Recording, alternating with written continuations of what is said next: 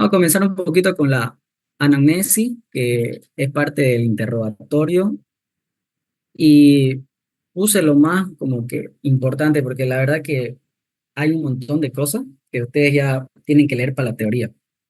Primeramente, la edad. La edad sí podría ser un factor importante. ¿Por qué? Porque no van a presentar las mismas complicaciones o enfermedades los pacientes pediátricos, niños, adolescentes con un adulto, digamos. En la adolescencia o en la infancia predominan las infecciones. Por ejemplo, generalmente las infecciones virales, y si hay una infección como la que vemos aquí en la imagen a la derecha, una infección de amígdala, ya peor si es bacteriano, un estreptococo beta hemolítico, el piógenes, ¿no es? Este se puede complicar si no se cura ni se trata bien, correctamente, se puede complicar en una glomerulonefritis, que es una inflamación ya del glomérulo, y esto ya te puede llevar a otras patologías que vamos a ver. Así que la edad sí es importante saberlo. Después de los 20 a 30 años ya entran los cálculos. Si el paciente te comenta que tiene una dieta hipercalórica, pura grasa, toma Coca-Cola, no se alimenta bien y todo eso, lo más probable es que tenga algún cálculo. Hay todavía gente que predispone a formar cálculos. Y ya si le pones ese estilo de vida de pura grasa, lo más probable es que tenga. Obviamente ya tenemos que relacionarlo con la clínica, ¿no? Y por último, en bueno, no en el extremo de la vida, pero mayores de 40, 70, 80 años, ya más que cálculo, más que infecciones, más que complicaciones por infecciones, ya tenemos que pensar en cáncer o adenoma. Sobre todo, el adenoma de próstata o la hiperplasia prostática es muy común en personas mayores de 50 años. Sí o sí crece su tamaño y va haciendo ciertas complicaciones, como por ejemplo comprimir a la uretra, ¿ya? Así que primero la edad, factor importante. Luego tenemos el sexo, masculino y femenino. Esto es por diferenciarlo nomás. En los hombres es más común los cálculos renales y vesicales en la vejiga. También la diverticulosis de la vejiga. ¿Saben qué es divertículo? Bueno, los divertículos son como unos sacos. Tenemos ahí la vejiga. A ver, ¿dónde tenemos para dibujar? Tenemos la vejiga. Vamos a dibujarla así. Los divertículos es que esta vejiga tiene paredes, tiene mucosa, submucosa y musculares. La parte submucosa sobresale y queda por fuera de las musculares. A esto se le llama el divertículo. Y se le llama divertículo de vejiga porque está en la vejiga, porque hay divertículos en otros lados, como en el intestino. Esto se puede dar cuando hay acumulación de orina en esos pacientes que se aguantan mucho la orina o también por infecciones. Ya, después tenemos los tumores renales, son más frecuentes en hombres y de las vías urinarias. Después está la nefroesclerosis maligna y la diabetes insípida. La diabetes insípida es, es distinta a la diabetes mellitus y esta diabetes insípida es por dos causas, ¿no? Puede ser una causa nefrogénica o una causa neurológica. Ya lo vamos a ver más adelante, a detalle. Después tenemos en la mujer, predomina la nefroptosis. ¿Qué es nefroptosis? Es la caída del riñón. Esto generalmente en las embarazadas, ¿no? Y peor si la paciente es todavía flaquita. ¿Por qué? Porque el riñón solo lo sostiene la arteria, la vena y la grasita, una grasita que recubre, ¿ya? Así que si se pierde esa grasa que recubre y sostiene el riñón va a caer. Después también la pielonefritis, y que se exacerba en la vida sexual y embarazo. Pielonefritis es infección, ¿no? ¿Ya? Infección e inflamación del riñón. El embarazo.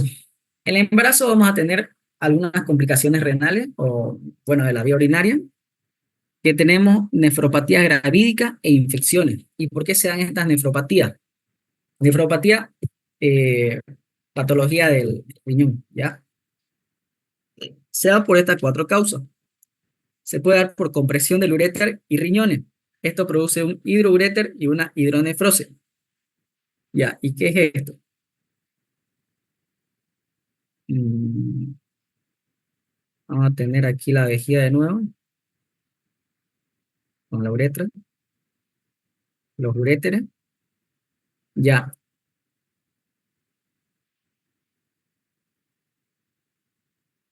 y póngale que lo tenemos aquí al útero ya. Esto como crece, va comprimiendo, como está el feto allá adentro, va comprimiendo y llega a comprimir los uréteres. Puede llegar a comprimir de forma bilateral. Al comprimirlo de forma bilateral, la orina igual se sigue produciendo en los riñones, no cambia nada. Ahí están los riñones. Ya, la orina igual se va a seguir produciendo y va cayendo. Si hay una compresión, una obstrucción a este nivel, la orina se va a llegar a acumular. ¿Dónde? En esta porción del uréter. Y como no va a poder pasar, va a haber un reflujo, así como en el reflujo gastroesofágico, ¿no? Cuando no pasa, ¡pum!, vuelve hacia arriba y hasta lo puede vomitar la persona. En este caso, igual hay un reflujo hacia el riñón y al haber ese reflujo se acumula el líquido aquí. Esto es lo que se le llama hidronefrosis, ¿ya? Primeramente hay un hidrouréter. ¿Qué es hidrouréter? Acumulación de orina en el uréter, lo cual produce una dilatación. Se dilata el uréter.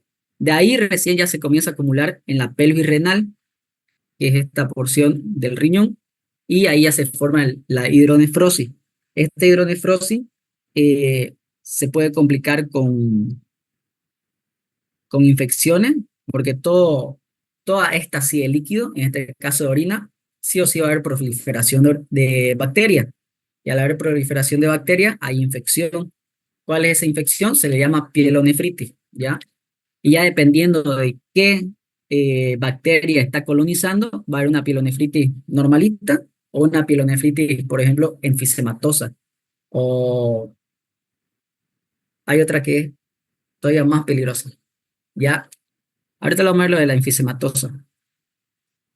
Ah, y también depende del paciente, si el paciente es inmunodeprimido o no, digamos, sobre todo los diabéticos, si llega a obstruirse alguna parte y producen un hidrouréter o hidronefrosis, sí o sí es una emergencia. Ya, después, otra causa es el efecto relajante de las paredes ureterales por estrógeno y progesterona. Son hormonas que simplemente van a relajar el músculo liso, porque, mm, mm, mm, mm, ya, porque todo esto sí tiene músculo liso. La orina no cae por gravedad, la orina cae por peristaltismo. Bueno, se mueve por peristaltismo desde el riñón a la vejiga. O sea que este uréter se para contrayendo para poder mover la orina. Así que tenemos músculo liso en toda esta porción, ¿ya?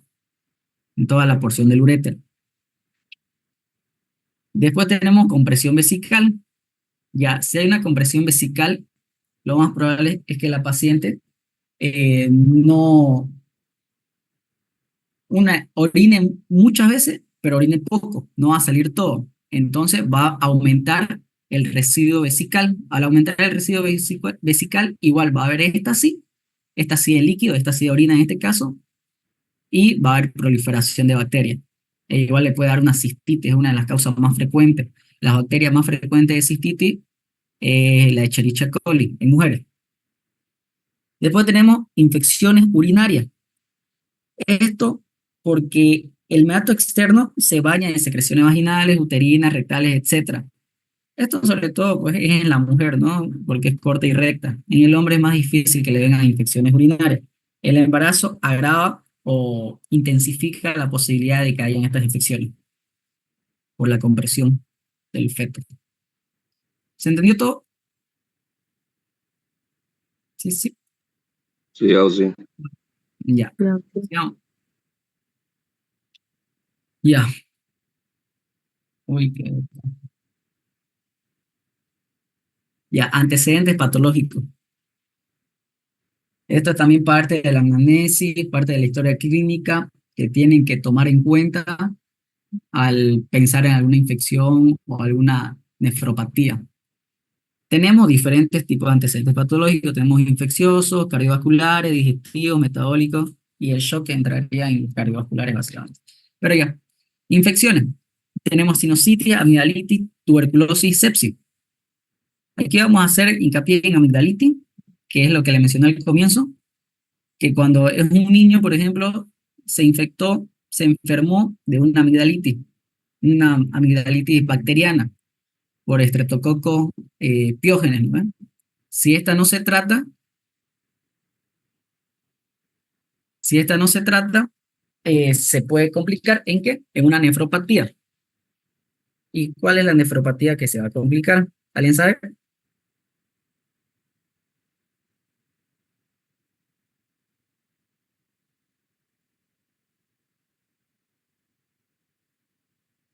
¿Hola? ¿Nadie?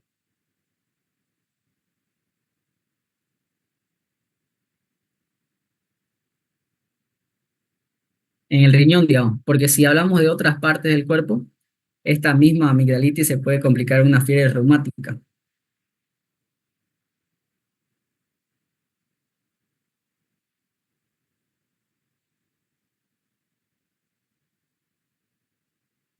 Ya, se puede complicar en un síndrome nefrítico. Ya lo vamos a ver sus triadas, eh, porque como no sé si ya han escuchado que hay síndrome nefrótico y síndrome nefrítico. Las causas del síndrome nefrítico entra este. Es una complicación de una amigdalitis bacteriana por Streptococcus pyogenes, ¿ya? El síndrome nefrítico, fítico. Después tenemos la tuberculosis. La tuberculosis está en todos lados, puede afectar a todos lados. La verdad que es multifacético. Después tenemos sepsis, que sepsis es, bueno, primero tenemos el periodo de bacteriemia. Es bacteria en la sangre, ¿ya? De aquí, si llega a afectar o a haber una falla multiorgánica, ya se considera sepsis. En esa falla multiorgánica pueden entrar los riñones, así que también sería un importante antecedente patológico que lo sepan y lo anoten. Después tenemos antecedentes cardiovasculares, por ejemplo, el infarto renal, esclerosis renal en hipertensos. El infarto renal, como, como sabemos, el riñón le entra a la arteria renal. Si esta se taponea o por cualquier cosa no pasa ya el flujo a través de esta, el riñón va a morir. Pero antes de morir, primero va a pedir auxilio. ¿Y cuál es su forma de pedir auxilio? Cuando hay hipoperfusión renal, que se libera.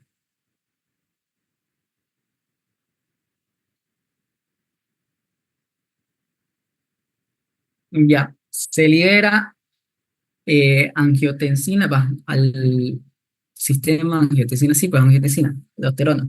Se libera angiotensina, el sistema renina, bueno, se libera renina, el sistema renina, angiotensina, aldosterona, ¿ya? Esto va a producir que se active este sistema y la angiotensina, como saben, es uno de los vasoconstrictores más potentes, o por no decir el más potente del cuerpo, y va a comenzar a producir hipertensión. Ahorita vamos a ver también más adelante, hay una parte donde se habla de esto. Así que es muy importante que se opere el infarto renal, aparte que va a perder el riñón y sí o sí cirugía, ¿no? Después tenemos esclerosis renal e hipertenso. Como si es una hipertensión mal controlada o no controlada, el aumento de la presión comienza a dañar el endotelio y a donde le llega, o bueno, le llega mucha sangre es al riñón a través de la arteria renal, así que va a dañar a esta arteria. La arteria, como mecanismo de defensa, se va a comenzar a fibrosar o esclerosar para que no se, mm, en palabras así vulgares, digamos, no se rompa, ¿no? Y soporta esta presión. Como saben, el riñón filtra entre 180 a 200 litros por día. Así que imagínense el daño que le hace si hay hipertensión. La sangre va a pasar con una presión y comienza a dañarla. Por mecanismo de defensa, se va a esclerosar, pero al esclerosar disminuye la luz vascular. E igual esto contribuye a que haya más hipertensión. ¿Por qué? Porque al llegar menos flujo al glomérulo va a haber hipoperfusión renal y de nuevo se activa el sistema renina-angiotensina.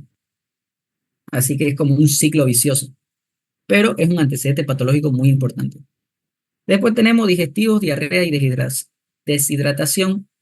Esto más que todo es porque se deshidrata. Al deshidratarse el paciente, eh, va a haber hipoperfusión e igual es un antecedente importante.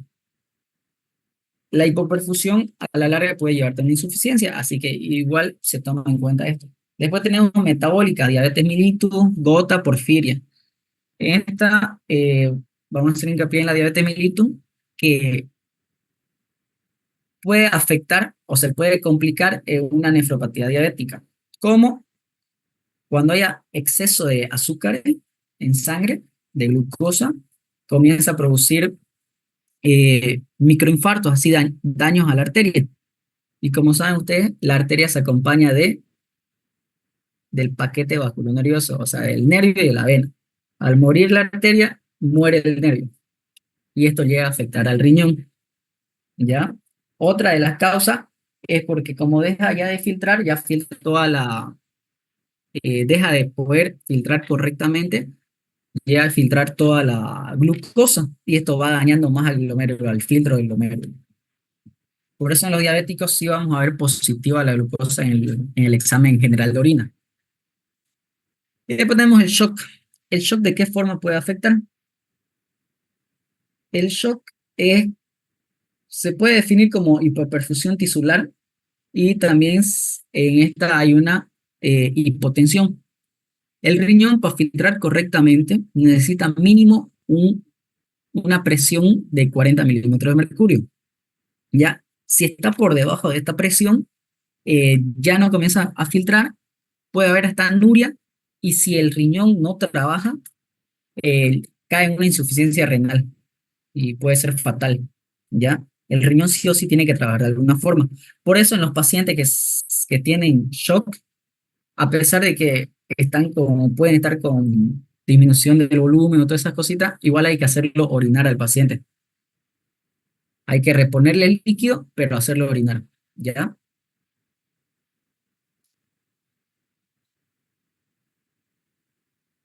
Ahora, pasando ya sigue siendo un poco de anamnesis, pero ya vamos a ir un poco a síntomas y signos. Ya esto era netamente. Vamos a comenzar con el más importante, el dolor. Siempre que el paciente llegue con dolor, ustedes tienen que hacerle estas preguntas. Mejor si usan el latilez, pero mínimamente tienen que hacer estas preguntas. ¿Desde cuándo? Intensidad. ¿Qué usamos para saber la intensidad? ¿Cómo le preguntamos al paciente?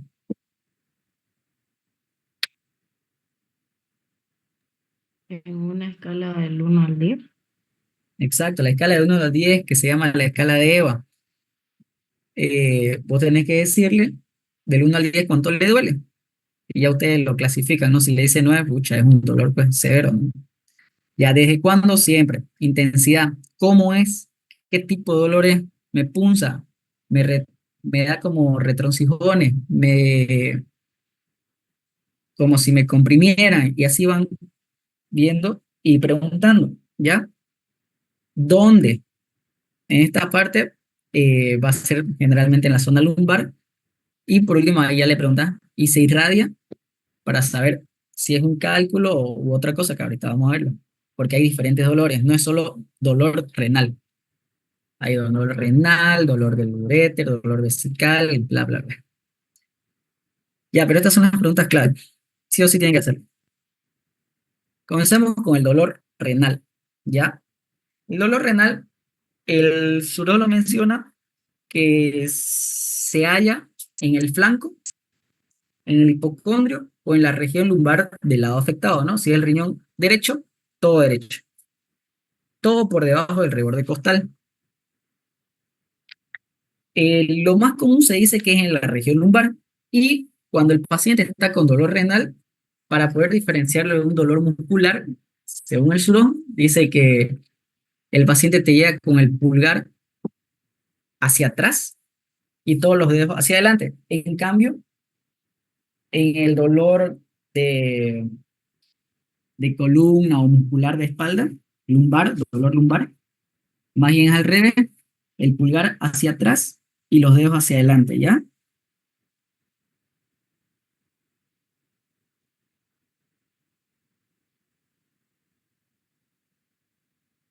Ya. Y los dedos hacia adelante, hacia... No, perdón, me equivoqué, más bien al revés. El dolor renal, el pulgar está atrás, está hacia atrás y los dedos, los demás dedos hacia adelante. En cambio, en el dolor lumbar es al contrario, pulgar hacia adelante y dedos hacia atrás. Ya. Ahora, ¿cómo es este dolor? Este es un dolor sordo, es decir, que el paciente no te va a decir tal cual aquí, lo va a sentir como generalizado en toda esa zona, ya sea lumbar, hipocondrio flanco. Y se caracteriza, y ahora dependiendo de cuál es la etiología, podemos pensar en algo.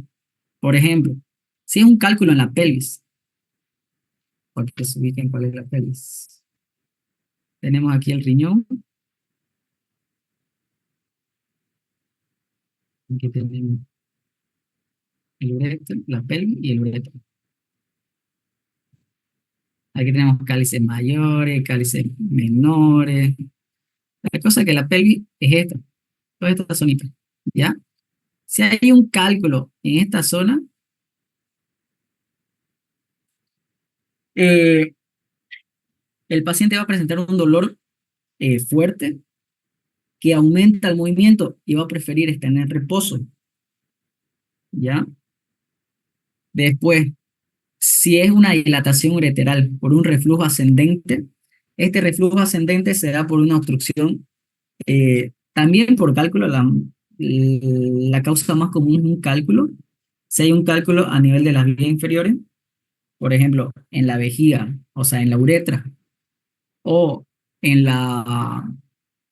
cuando el uréter se une a la vejiga, si hay un cálculo a este nivel, ya se considera una obstrucción de vía inferior, ¿ya? Esto va a producir una dilatación ureteral primeramente y es un reflujo, lo mismo que le mencioné al comienzo.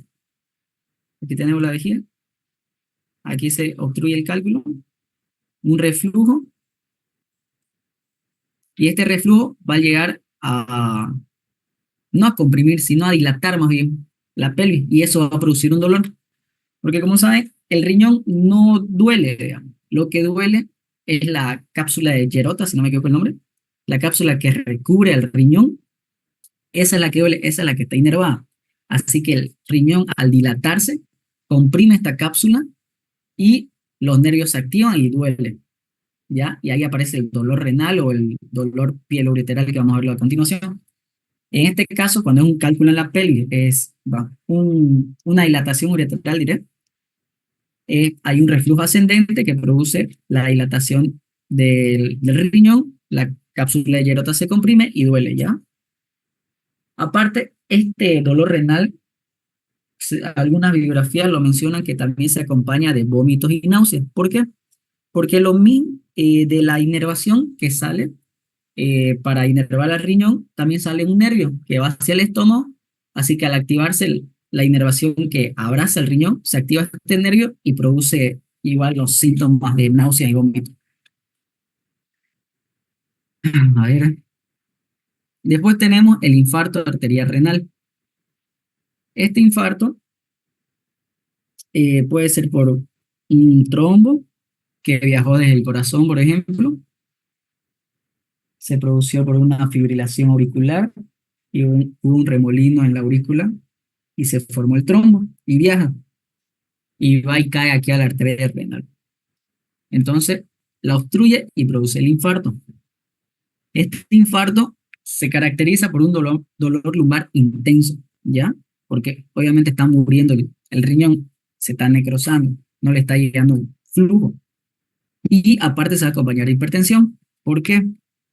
Porque al haber una hiperperfusión, eh, renal, se activa el sistema renina, aumenta la, la angiotensina, que este es un vasoconstrictor, y por último también no va a disminuir la tasa de filtración, así que se va a acumular el líquido en los vasos e igual va a aumentar la presión, y esto va a producir la hipertensión característica de un infarto de la arteria renal.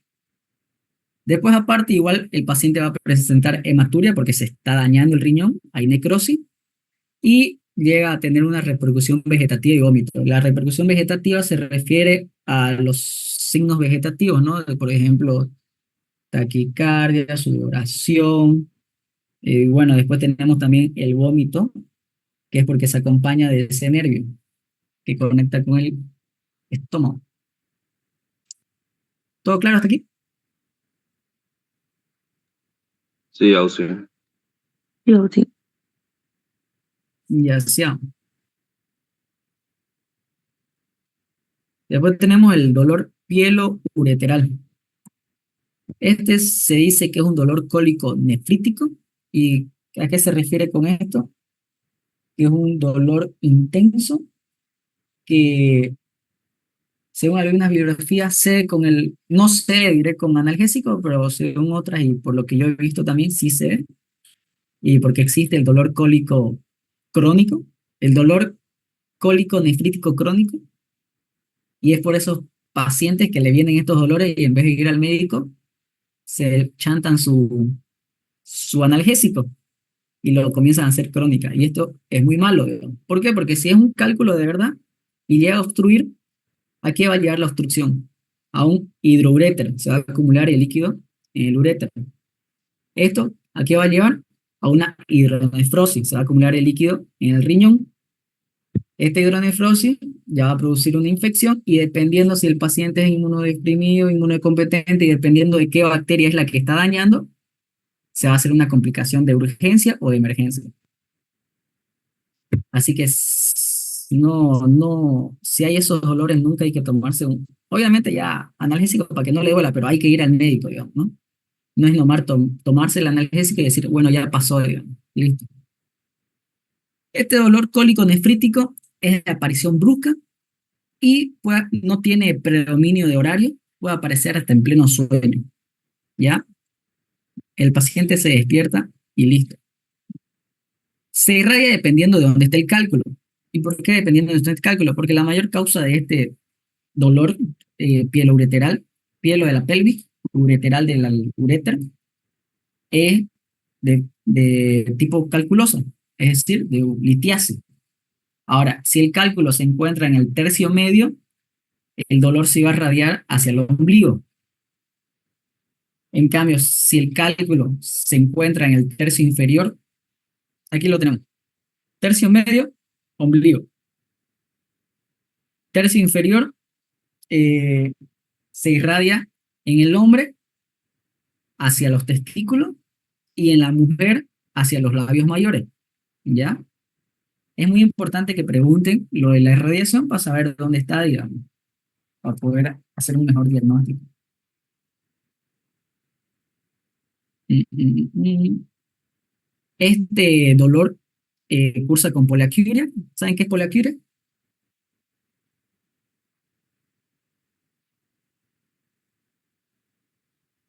Ya. Poliaquiuria es el aumento de la frecuencia miccional. Puede que ni aumente o hasta disminuya la cantidad de orina, pero es el aumento de la frecuencia. En vez de ir 5 veces, ahora va 10, 12, 13. La disuria es dolor y dificultad al orinar. Náuseas, vómito, abdomen distendido. El abdomen distendido generalmente porque hay una acumulación de líquido. Frío, palidez y bradicardia, estos son los síntomas vegetativos que ya es por el dolor, digamos. Porque este es un dolor muy intenso y de aparición brusca. No es un dolorcito. Y por eso generalmente pues, la gente se toma el analgésico y como les pasa ya no va al médico. Y después se puede complicar y es grave. Hasta recientemente vi un paciente que tenía su cálculo de 8 años de evolución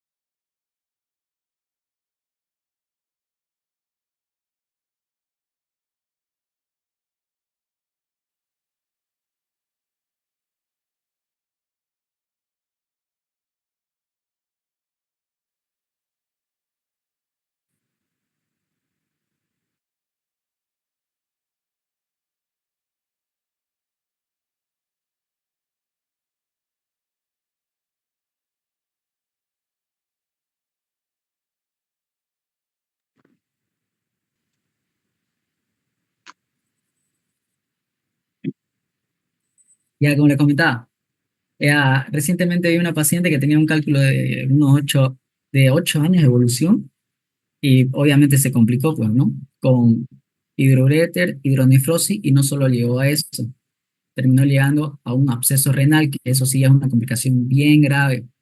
Cayó hasta en sepsis, pero gracias a Dios lo operaron y pues, ya. Así que si es un cálculo y está produciendo esto, sí o sí tiene que ir al médico para ver. No, no solo tomar el analgésico y listo. Después, la orina se puede presentar, cuando hay este dolor, se puede presentar de forma turbia, hematúrica o clara. ¿Por qué? Porque puede haber una infección y se va a ver reflejada en la orina. Después vamos a ver el examen general de orina y ahí vamos a ver los colores y todas esas cositas. Por último, el cólico nefrítico del lado derecho se puede confundir con apendicitis aguda, simplemente por la ubicación. Pero si vemos los antecedentes, preguntamos y ya aparte si hacemos las maniobras de apendicitis, podemos llegar a un diagnóstico diferencial, ¿no? Y con otros estudios mejor de imagen. Dolor vesical, estamos bajando. Este dolor se caracteriza por presentarse en el hipogastrio o en la pelvis, ¿ya? ¿Por qué? Porque ahí se encuentra la vejiga. Ahora, el dolor lo vamos a dividir dependiendo en qué momento de la evacuación de la orina se halla. Si es antes de evacuar, es decir, porque la vejiga está llena, lo primero que tenemos que pensar es una cistitis. ¿Por qué? Porque si hay orina, está, eh, está como comprimiendo a las paredes, esto va a producir el dolor si la vejiga está inflamada. Porque en una persona normal, si hay acumulación de orina, ya sea porque se aguantó todo, no va a sentir un dolor, va a sentir incomodidad, va a sentir como una presión ahí al nivel del hipogastrio, ¿ya? Es diferente al dolor que se produce porque la vejiga está inflamada. Después tenemos dolor al comienzo de la evacuación. Esto se puede dar por una hipertrofia prostática. Como saben, la hipertrofia prostática está como atrasito o hasta abrazando. Aquí se encuentra, ahí está. ¿La ven? Abrazando la uretra. Esta es la próstata. Si esta próstata comienza a crecer, va a producir una estenosis de la uretra, la va a comprimir de forma extrínseca y esto le va a producir dolor al paciente. En sí, la hiperplasia prostática no duele, pero si comienza ya a comprimir mucho, por la compresión sí va a llegar a doler al comienzo de la evacuación. Después, si es al finalizar la evacuación, cuando está terminando de orinar, generalmente se da por un tumor de vejiga o vejiga calculosa. ¿Ya? ¿Qué es la vejiga calculosa? Un cálculo que se formó en la vejiga o que se formó en el riñón, bajó por el uréter y ya se alojó y creció en la vejiga. Hay, hay varias etiologías de estas formas de que se formen los cálculos de vejiga, como por ejemplo una de ellas, eh, el aguantarse, la éstasis de orina, el aguantarse al orinar y que se acumule. La otra puede ser algún cuerpo extraño o también puede ser trauma, un daño, digamos, a nivel de la vejiga. Todo esto puede llegar a formar cálculos en la vejiga y por ende va a producirle un dolor. ¿Y por qué le va a producir un dolor? Porque este cálculo va a estar, ¿cuál es la palabrita? Estimulando. Hay una palabrita, pero vamos a suponer que es estimulando. Va a estar estimulando las paredes y esto es lo que produce la incomodidad y el dolor. Igual si es un tumor, simplemente va a estimular las paredes. Después, si hay un dolor antes de la evacuación y todavía el paciente presenta dificultad al orinar, y el dolor, digamos, que es disuria, o la curia, que es aumento de la frecuencia de la micción, piuria, ¿qué es piuria? ¿Alguien sabe? Orina con pus. Ajá, orina con pus. Esto generalmente se da por una infección, ¿ya? Por una infección bacteriana. Y hemopturia, reflejan cistitis y hemopturia, ya. o sangre en la orina, ¿no?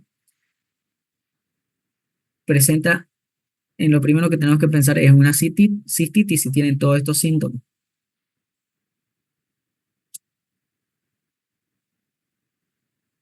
Ya. Después tenemos el dolor prostatovesical.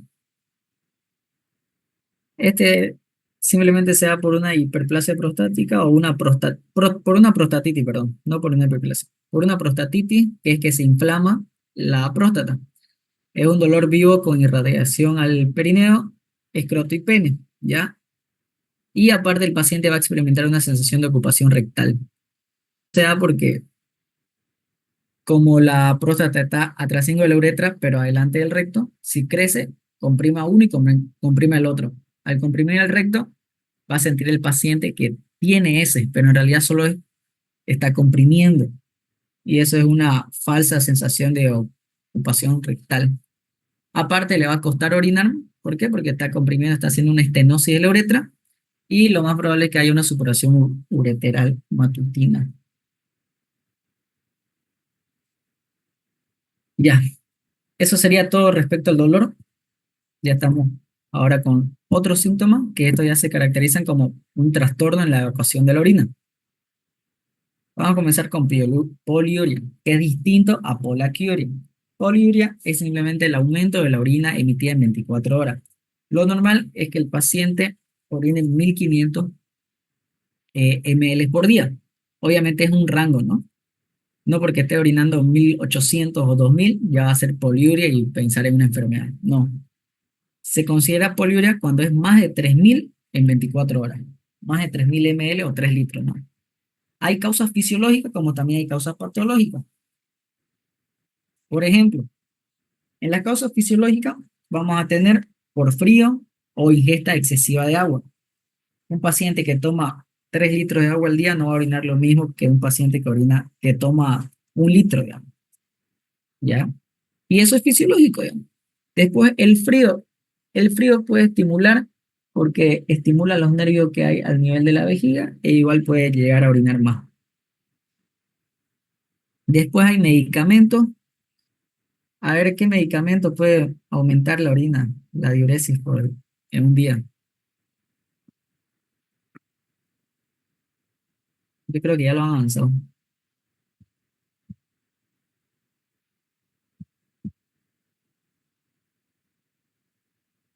Al menos la familia puede ir. La furosemida, La furosemida, la familia de los diuréticos, pero no todos, digamos. Específicamente los de techo alto o los de ASA. Entre ellos ya tenemos la furosemida, toracemida, bumetanida. Estos sí son verdaderos diuréticos, los otros no, los otros aplazan, ¿ya? Así que la furosemida igual te puede dar poliuria. Después, edema. Por ejemplo, en una insuficiencia cardíaca, que hay edema en los miembros inferiores, eh, se acumula el líquido, al comienzo más bien hay disminución de la orina, pero después que se acumula el líquido, aumenta, ¿no? Se produce el edema y generalmente estos pacientes que tienen edema en miembros inferiores, en la noche cuando se acuestan, este edema, este líquido en los tejidos se redistribuye, llegando al corazón y de ahí al riñón y por eso aumenta la producción de orina en las noches o cuando están acostados. Y a esto ya se le llama nicturia, pero igual es una forma de poliuria, ¿ya? Después tenemos la diabetes. Esto puede ser por aumento del consumo de agua, porque los pacientes tienen polidipsia. Después tenemos enfermedades infecciosas, tenemos diabetes insípida por déficit de ADH y síndrome de Cushing. Aquí la diabetes insípida, como le mencioné, puede ser de forma nefrogénica o de forma neurológica. Bueno, de etiología nefrogénica y etiología neurológica. La etiología neurológica se da por déficit de ADH. La ADH es la antidiurética, ¿no? La antidiurética se caracteriza por ahorrar agua, por retener. Entonces, si hay un déficit de esta, ¿qué va a hacer? Va a orinar más el paciente. Ese es un tipo de diabetes insípida. Después la otra, la nefrogénica, la hormona ADH puede estar normalísima. El problema está ya en los riñones. Las células que están en los túbulos contorneados, o bueno, en el túbulo colector, no reconocen a esta ADH. Por ende, la ADH no puede actuar, no va a retener líquido y el paciente va a orinar más. ¿Ya? Esos son los tipos de diabetes insípida. Y después tenemos el síndrome de Cushing, que es aumento del cortisol. Este síndrome de Cushing le produce edema e igual puede ser la misma causa, ¿no? De la redistribución, etcétera, etcétera. Ese es poliuria. Después tenemos oliguria, que es lo contrario de otro, es disminución de la cantidad de orina en las 24 horas. Algunas bibliografías dicen que menor a 500 y otras dicen menor a 400, ¿ya? 400 ml por día. Y esto igual puede haber causas fisiológicas como causas patológicas. En las causas fisiológicas tenemos ingesta deficiente de líquido, el paciente no tomó mucha agua y listo, no orina, ¿ya? Y deshidratación. Esta deshidratación puede ser por la primera causa, o sea, que no consumió líquido, o porque vomitó mucho y tuvo mucha diarrea. El vómito y la diarrea, si no la controlas, y peor en pacientes de la tercera edad que tienen menor cantidad de líquido, sí o sí va a caer una deshidratación, ¿ya? Es muy peligrosa la deshidratación. Después tenemos ya las patológicas, que son las lesiones renales. En esta tenemos insuficiencia cardíaca, hipertensión y síndrome nefrótico. ¿Y por qué lesiones renales? Por ejemplo, la hipertensión te puede dar una lesión renal. ¿De qué? De la arteria. Lo que acabamos de ver, ¿no? Hay una esclerosis de la arteria renal y esto va a haber una hipoperfusión renal y puede haber una necrosis renal. El síndrome nefrótico. ¿Qué se caracteriza el síndrome nefrótico? El síndrome nefrótico se caracteriza por un daño en, en el glomérulo, en la malla esa que es un filtro, ¿no? A ver, aquí lo tenemos. Vamos a suponer que este es el filtro, como un colador. Y ahí suponga que son toditas las líneas. Cuando hay un síndrome nefrótico, es decir, un daño al nivel de este glomérulo, se comienzan a hacer estos huequitos más grandes, así de forma vulgar, ¿no? Para que lo entiendan. ¿Y qué va a pasar? Las proteínas, que generalmente no pasan porque son de muy gran tamaño, van a llegar a pasar por este filtro. Al pasar, va a seguir dañando más al glomérulo. Y el síndrome nefrótico se caracteriza tiene varias fases. La primera fase es la del daño glomerular, que es en la cual se va dañando este filtro, ¿no? Después tenemos la fase de pérdida masiva de proteína, que es cuando ya el síndrome nefrótico pierde más de 3,5 gramos por decilitro o gramos por día. No me acuerdo muy bien eso, después se lo menciono. Pero es más de 3,5, ¿ya? Se pierde eso y después viene la fase de la hipoproteinemia. Más bien, como ya perdió mucha proteína, el cuerpo ya se queda sin esa proteína. ¿Y qué pasa si se pierde mucha proteína? ¿Qué pasa con la sangre, el cuerpo, los líquidos? Se pierde albúmina también. ¿Cómo? Exacto, hay una extravasación de líquido, disminuye la presión oncótica, hay extravasación de líquido y ya se viene la fase edematosa, ¿ya? En el síndrome nefrótico, que ese es su triada, ¿no? Edema, proteinuria, ya. El síndrome nefrótico, entonces estamos en la fase edematosa. Cuando hay esta fase edematosa, también se acumula líquido en el intersticio renal y puede llegar a comprimir a la misma arteria renal. Al comprimir la arteria renal, ¿qué va a pasar? Hipoperfusión tisular, daño renal, e igual ya es una lesión renal que te puede llevar a oliguria. Después, la insuficiencia cardíaca, que ya la avanzamos. La insuficiencia cardíaca es la incapacidad del corazón de poder bombear sangre suficiente a nuestro organismo. Entonces, Si no hay la sangre suficiente en nuestro organismo, no le va a llegar la sangre suficiente al riñón, así que igual va a haber hipoperfusión, daño renal y por ende oliguria va a presentar el paciente. Si se dan cuenta, todo termina en lo mismo, simplemente son diferentes mecanismos, ¿no?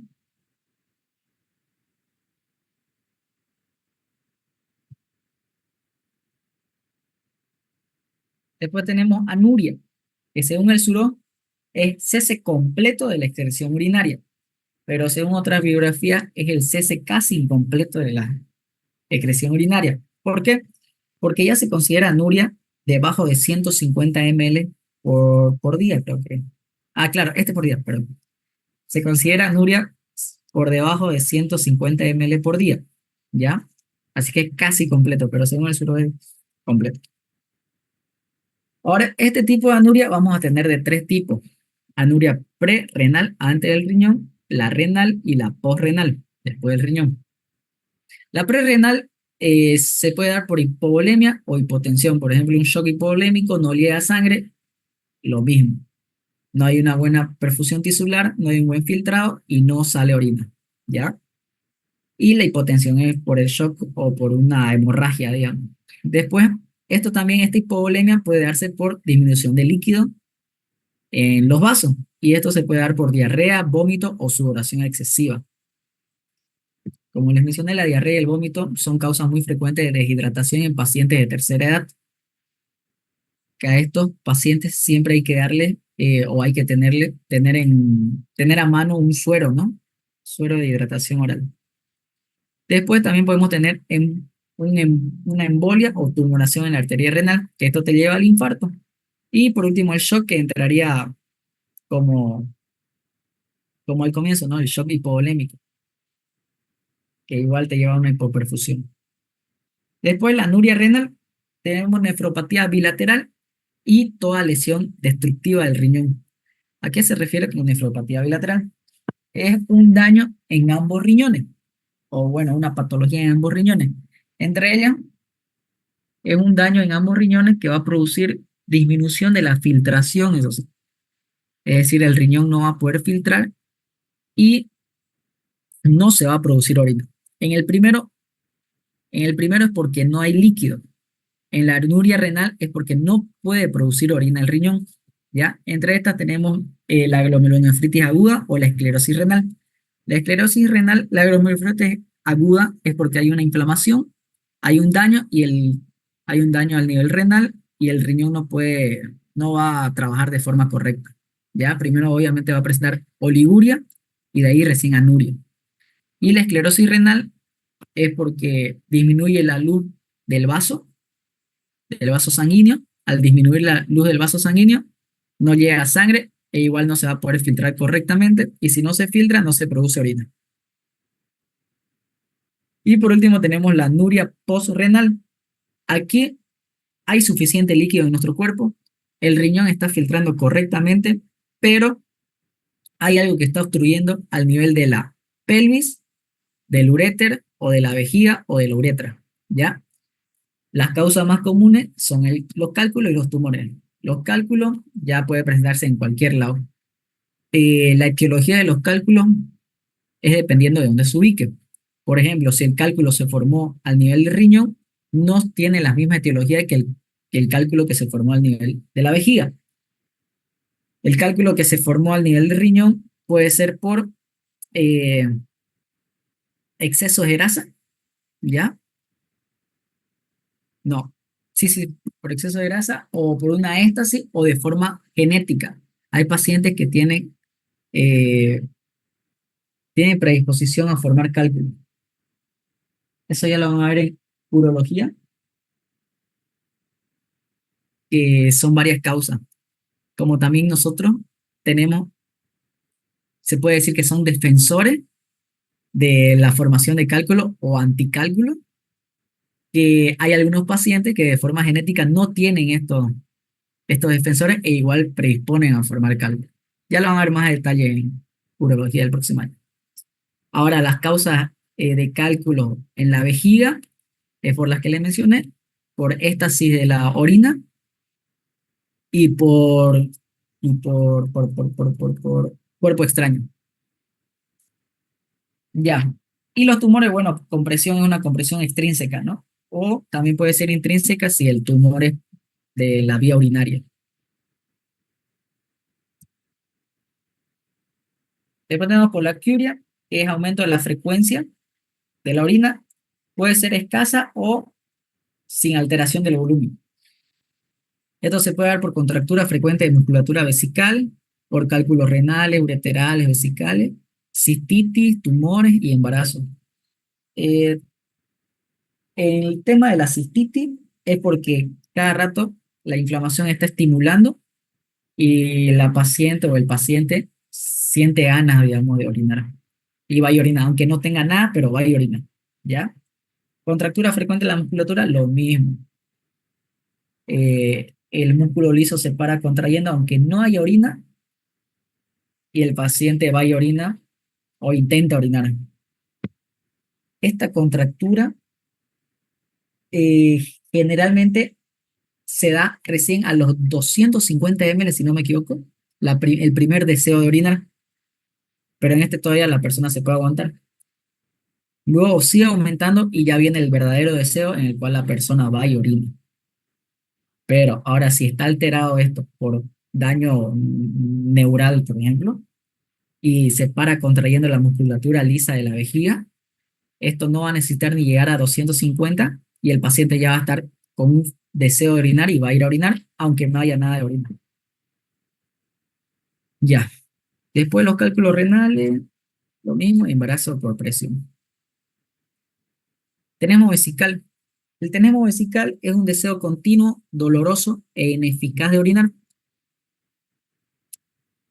En esto, en esto, eh, por ejemplo, si el paciente comienza a acumular orina por el dolor o porque no puede orinar, se va a formar un globo vesical. Y este globo vesical ustedes lo van a poder sentir al nivel del hipogastrio. Sí, al nivel del hipogastrio. Y uno, que lo pueden sentir, y dos, que lo pueden percutir. En vez de percutir el famoso timpanismo gastrointestinal, vamos a percutir matides. ¿Por qué? Porque está lleno de líquido. Esa es una forma de reconocer un globo vesical, ¿ya? Esto fácilmente se puede resolver con sondas vesical. Metes la sonda, pero al meter la sonda, si hay un globo vesical, vos no tenés que sacar todo el líquido, porque si no, la vejiga colapsa y eso se hace una complicación y sí o sí a cirugía, ¿ya? Vos tenés que sacarle a poquito. Se recomienda 500 ml y así a poquito, ¿ya? Ahora, ¿en qué se puede observar o por qué se puede dar? Por infecciones de las vías urinarias, que es la causa más frecuente. Entre ellas tenemos la cistitis y la uretritis, inflamación del uretra. Después tenemos prostatitis o hiperplasia benigna, que esto hace una obstrucción por debajo de la vejiga y por eso se acumula el líquido. Y también un cáncer de próstata, que es lo mismo, digamos, que la hiperplasia, ¿no? Igual va a producir una obstrucción. Después tenemos disuria, que es una micción dolorosa y difícil, que se puede dar por una estenosis uretral, que puede ser de tipo cicatrizal, calculosa e inflamatoria. La de tipo cicatrizal se da porque por,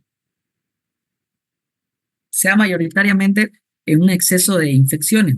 Cuando el paciente presenta muchas infecciones, muchas uretritis, como mecanismo de defensa, o bueno, como para tapizar ese daño, se comienza a crear el tejido fibroso, así que se cicatriza. Al cicatrizarse la uretra, se estenosa, disminuye la luz, y si disminuye la luz, al paciente le va a costar más orinar, ¿no? Después la calculosa es porque hay un cálculo que está ahí obstruyendo, y este sí o sí va a producir dolor, y aparte este va a producir hematuria. Y después tenemos la inflamatoria, que es por una infección. Después tenemos proceso prostático, como la hiperplasia prostática, que obstruye de forma extrínseca a la uretra. Después tenemos cistitis y diverticulosis vesical, inflamación de la vejiga y la diverticulosis es cuando solo sale la capa mucosa hacia afuera y se forma un divertículo. Y por último tenemos la contractura del esfínter interno. Ahora, nicturia. Nicturia es solo el aumento de la frecuencia de la emisión nocturna de orina. Es decir, que el paciente orina 2 veces en el día, pero en la noche orina 4. Aumenta la frecuencia y sobrepasa a la diaria, a la diurna. Esto se puede dar en insuficiencia cardíaca, nefropatía o gestación.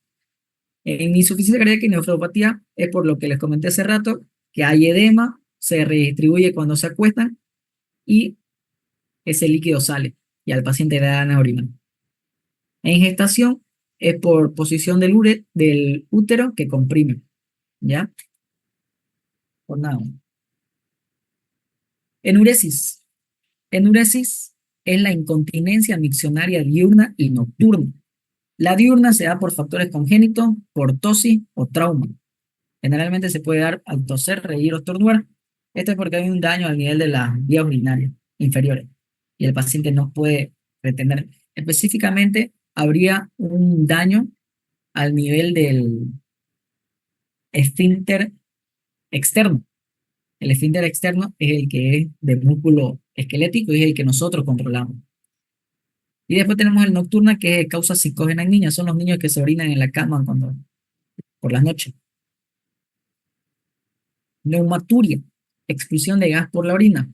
Generalmente, el paciente te iría diciendo, estaba orinando y me peí por cuando oriné.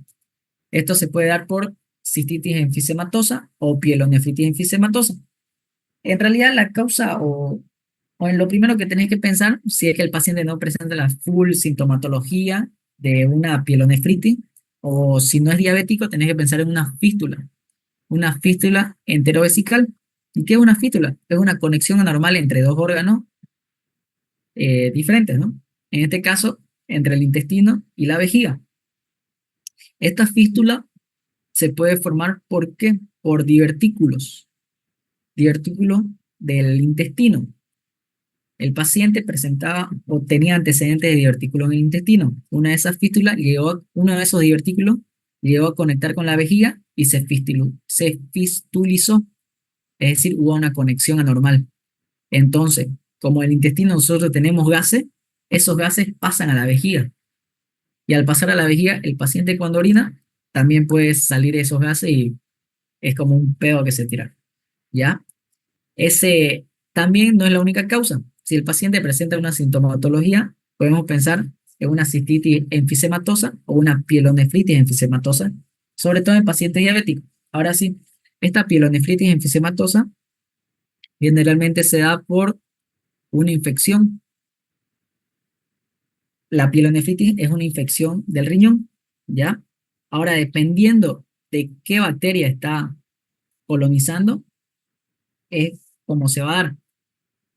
Por ejemplo, si es una anaeróbica o es una Klebsiella o un Proteus, lo más probable es que se dé una bacteria, eh, una pielonefritis enfisematosa. ¿Por qué? Porque esto produce si no me equivoco, dióxido de carbono y se va acumulando el aire en los tejidos de la vejiga, en la pared de la vejiga. Esto generalmente se da en pacientes diabéticos. ¿Por qué? Porque los pacientes diabéticos, como filtran glucosa, su orina es dulce. Y como saben, las bacterias necesitan glucosa para reproducirse. Así que es como un caldo de cultivo para ellas.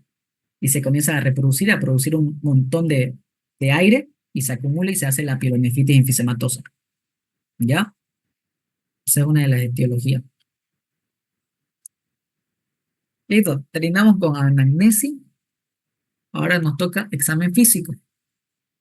Como no es presencial, no vamos a tener que saltar la palpación. Obviamente se la voy a mostrar y se la voy a mencionar y cómo se debería hacer, pero lo vamos a practicar la próxima clase.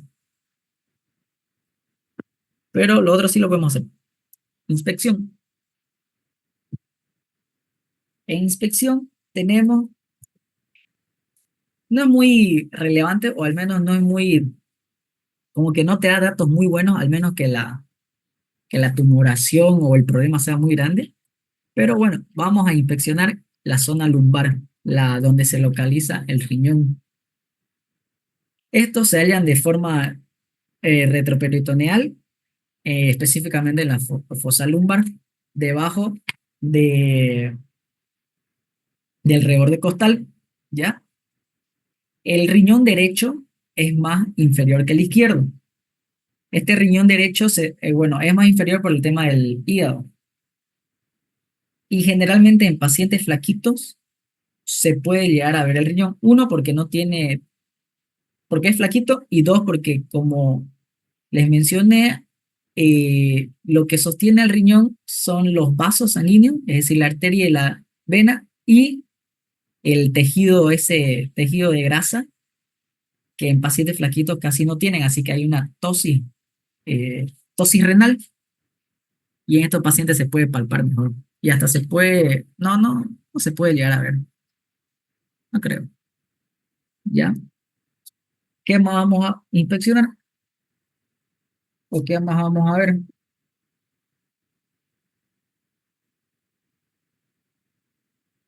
Vamos a llegar a ver si hay una masa, una tumoración, que esto sí se puede ver en pacientes delgados como también en otros pacientes, porque si es una masa muy grande o un tumor en renal, sí lo podemos llegar a ver, ¿ya? Después, los cólicos renales. ¿A qué se refiere con esto? Esto generalmente vamos a ver la fascia. Si el paciente, o también lo de la mano, ¿no? Si el pulgar está hacia atrás y los dedos hacia adelante, lo más probable, o bueno, tenemos que pensar en que es un dolor o un cólico renal. Y también vamos a ver la fascia, porque estos dolores generalmente son súbitos y son bien intensos, son de una escala de 8, 9 o 10 de EVA. Y aparte el paciente va a estar con vómitos y náuseas por la conexión nerviosa que hay con el estómago. Palpación de riñón. Y eso sería de inspección. Después vamos a ver cómo lo tienen que anotar en su historia clínica. Palpación de riñón. En esta vamos a tener ciertas posiciones, ciertas maniobras, perdón. Primeramente podemos hacer una palpación superficial como para ver si hay alguna masa o si el paciente, bueno, si presenta un dolor cólico no va a ser necesario que toquemos, pero igual. Más que todo si presenta alguna masa o alguna tosis renal. Y de ahí ya comenzamos con las maniobras.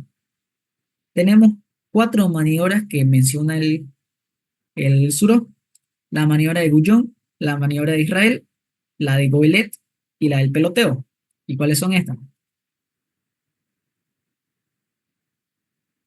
La de Guyon es esta que vemos aquí a la izquierda arriba. En esta simplemente lo ponemos al paciente de cúbito supino, el doctor a la derecha, o bueno, no a la derecha, sino al lado del riñón que vamos a palpar. Colocamos 4 dedos por debajo del reborde costal o en el punto costolumbar. Eso ya se lo voy a mostrar cuando estemos presencial. Y el riñón y el pulgar en la 10ª o 12ª costilla, ¿ya? Al hacer esta maniobra o al hacer este agarre, levantamos un poquito el riñón y ya con la otra mano subimos como hicimos en la palpación de ida. Subimos con los dedos y presionando. En pacientes flaquitos o en tosis renal se puede llegar a palpar. En pacientes con sobrepeso y todas esas cosas no se va a llegar a palpar. Después tenemos el peloteo renal, que es el que está a la derecha arriba, donde está el doctor igual, al lado derecho. En esta solo usamos 4 dedos. El pulgar lo sacamos. ¿Y por qué se llama peloteo renal? Porque con los 4 dedos que están abajo, vamos a hacer como peloteando. Movemos los dedos hacia arriba y como empujando el riñón hacia arriba. Y colocamos de forma en 90 grados la otra mano, la mano derecha en este caso, sobre la posición donde debería estar el riñón. Y según Si el riñón está agrandado o hay una tosis o el paciente es flaquito, vamos a sentir cómo choca el riñón con nuestros dedos, ¿ya? Según la teoría. Aquí tenemos la mano con 4 dedos, con esto peloteamos y con esta mano en 90 grados llegamos a sentir el riñón, según, ¿ya? Ya lo vamos a practicar uno por uno. Luego tenemos esta, que ya hasta me olvidé cómo se llama. Esta es la de Goelet. Ya, no, no, no, no. Esta es la de Israel, perdón. Esta es la de Goelet. Ya, la de Israel es, dice que sirve para cuando hay agrandamiento del riñón. ¿Y por qué? Porque al paciente lo colocamos en decúbito supino, decúbito lateral, del lado contrario al riñón que vamos a palpar.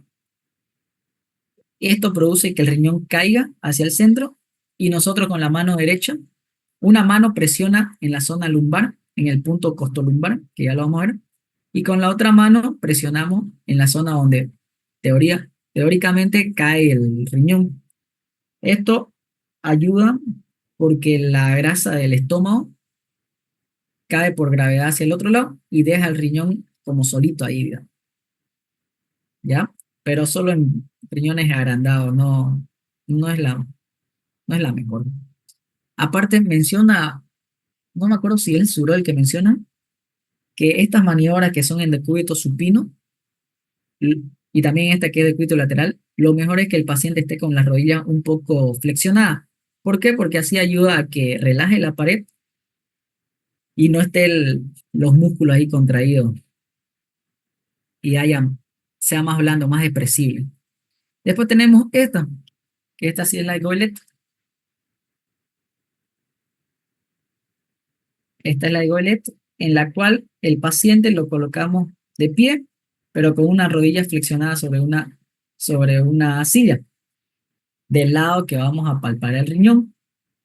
Y lo mismo, colocamos la mano izquierda por detrás, en el punto costolumbar, el pulgar en la 10ª costilla y se va a cortar el zoom. Volvemos a entrar ahorita.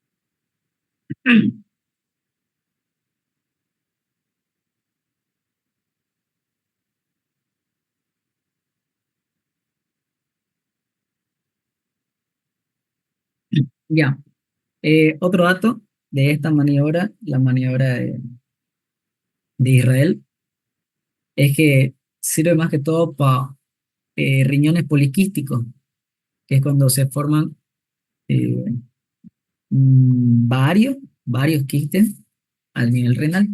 Ahí lo sentís las bolitas, ¿no? Después tenemos esta, la última maniobra, que es la de Goelet, que como le mencioné, el paciente está de pie con una rodilla flexionada en una silla, con la mano derecha colocamos debajo del reborde costal y con la mano izquierda en el punto costolumbar, como presionando hacia adelante para poder sentir el riñón. Ya en la práctica lo vamos a ver mejor y lo vamos a practicar.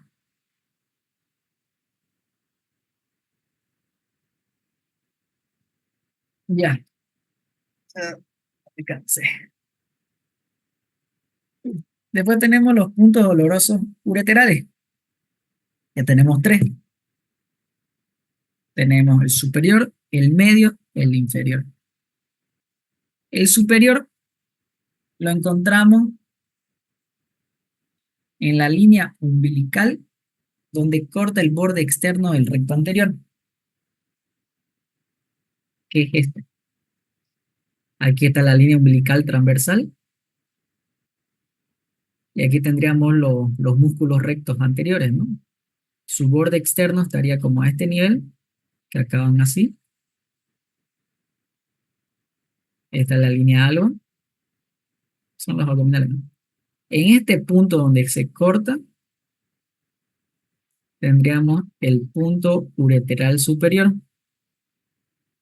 como a este nivel, que es donde nace el uréter. Porque esta parte de arriba, este pedacito que parece uréter, es la pelvis. Así que aquí nace el uréter. Este es el punto ureteral superior. Ahí tenemos el punto ureteral medio, que este es un punto medio entre el ombligo y la sínfisis. Este lo podemos encontrar de varias formas.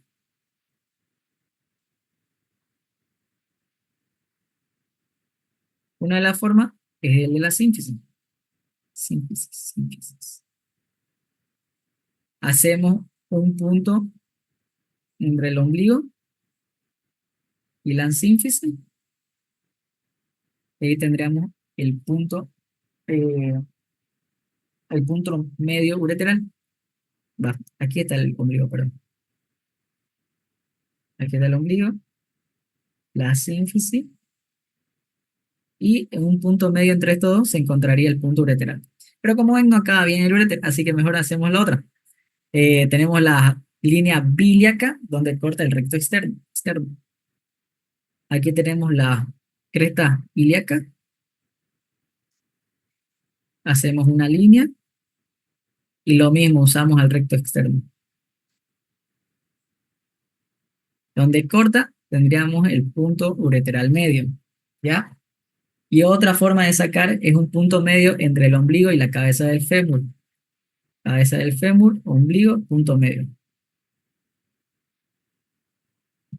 Ya, ya, ya, ya. Y después tenemos el inferior, que es el punto donde entra el uréter a la vejiga. Este no lo vamos a hacer en práctica, porque este es por tacto rectal. Pero tienen que saberlo los tres. ¿Se entendió? Son importantes para ver dónde están los cálculos. ¿Se entendió? Sí, ok. Sí, ya lo sé. Ya, sí. Vamos. Y ahí terminamos con palpación. Nos vamos a percusión. En percusión solo vamos a tener estas dos y simplemente para saber si hay pielonefritis, inflamación del riñón. Tenemos la puñopercusión o puñopercusión de Murphy y la maniobra de Giordano, que es la más usada. La puñopercusión es esta. Nos ubicamos en la zona lumbar, colocamos la mano izquierda, así como se ve en el dibujo, ya lo vamos a practicar en clase, y percutimos con el puño, con la parte cubital, ¿ya? No tienen que hacerlo muy fuerte, porque si no a cualquier persona le va a doler. Lo tienen que hacer con delicadeza. Tampoco tan despacio, porque tal vez no le duele. Y si tienen que hacer con una fuerza media. Ya lo vamos a practicar. Y después tenemos la maniobra de Giordano, que es simplemente como karateca. Nos podemos colocar como está el doctor, o si no también del otro lado. No, no hay problema.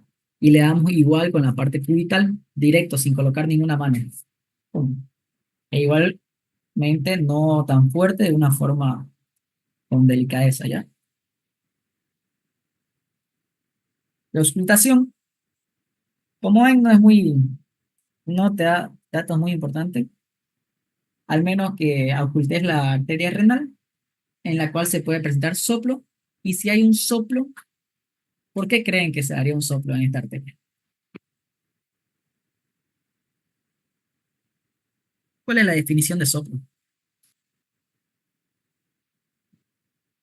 Es el paso turbulento de un flujo de sangre a través de un orificio estrecho. Exacto. Entonces, guiándonos con ese concepto, en un soplo se daría por una estenosis, ¿ya? Es lo único que nos podría ayudar.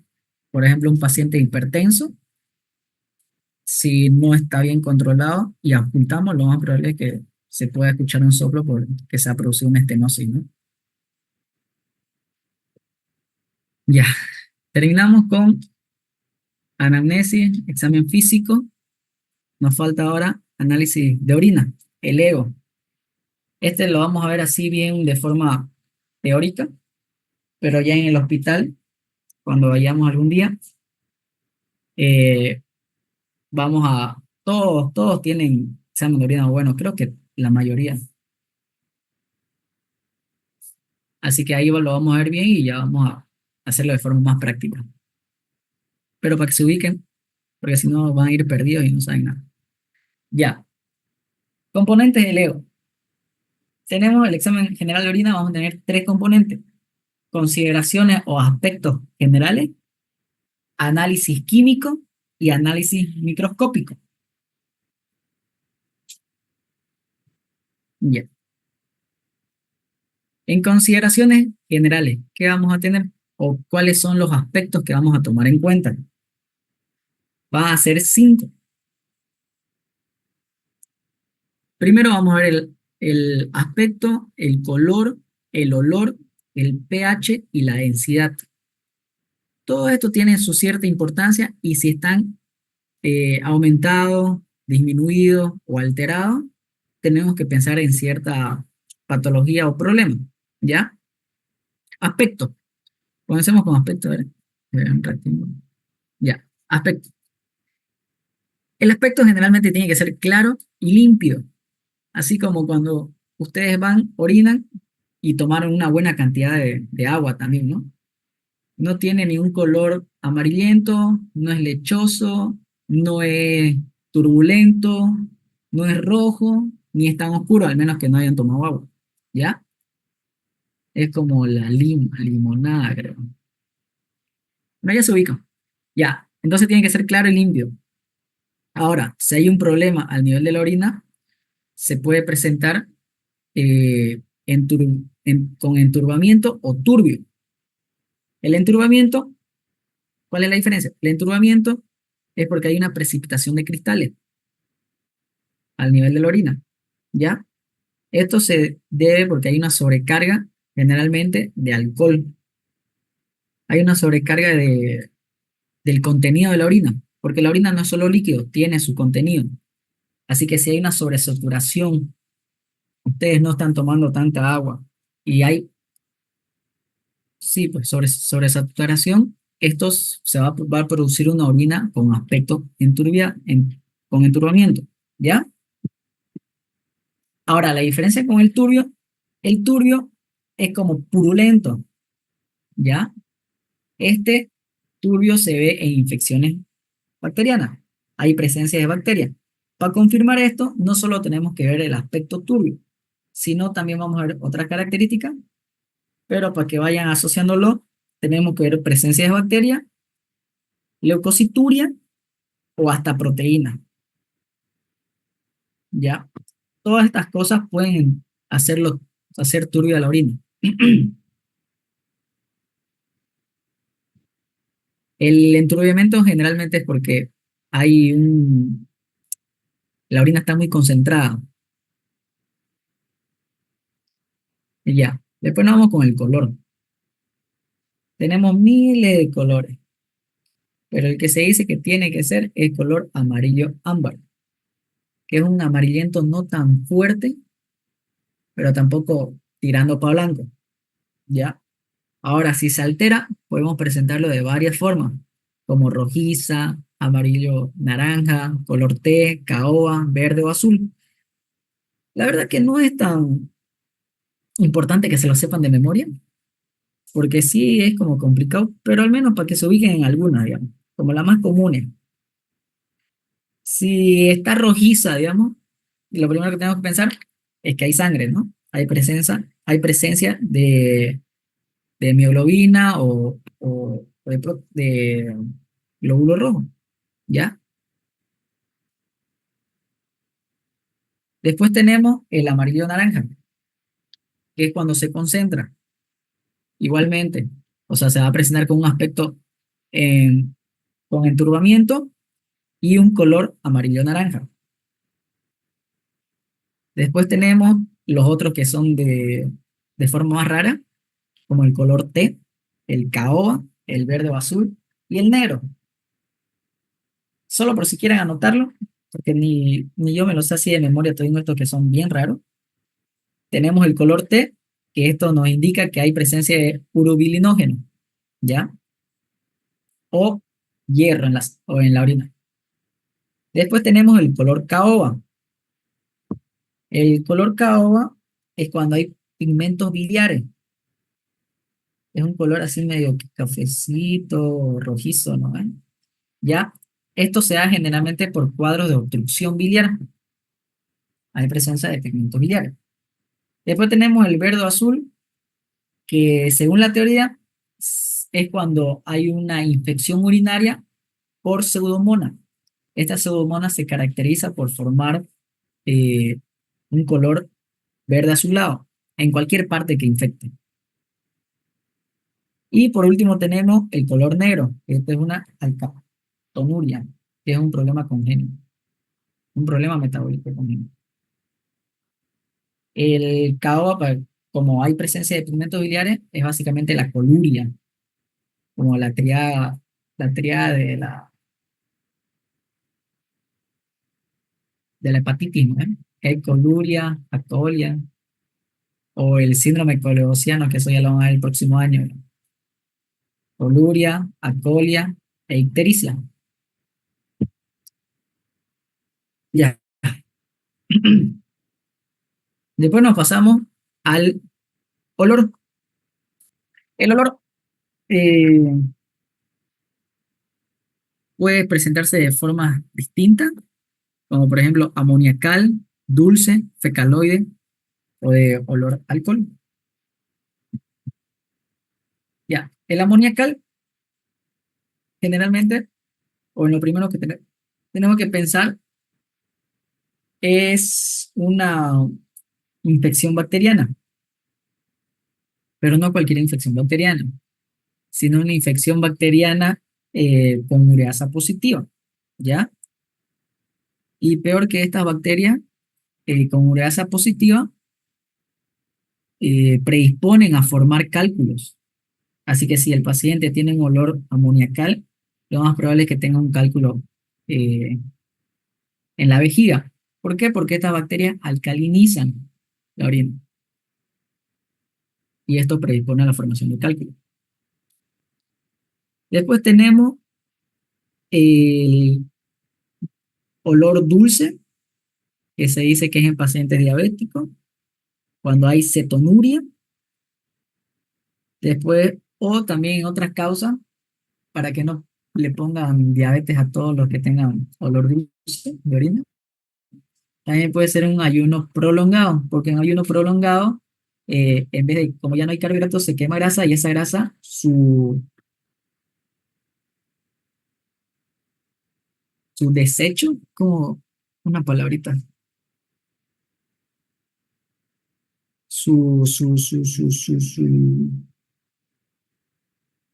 bueno, lo que forma después de usarse la grasa son sus metabolitos, son los cuerpos cetónicos, son las cetonas, ¿ya?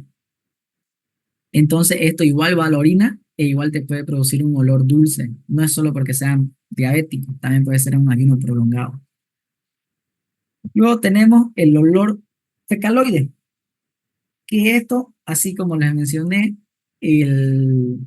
cuando hay gas en la orina, hay neumaturia, igual se puede presentar con fecaloide. ¿Por qué? Porque es por fístula, una fístula vesicointestinal.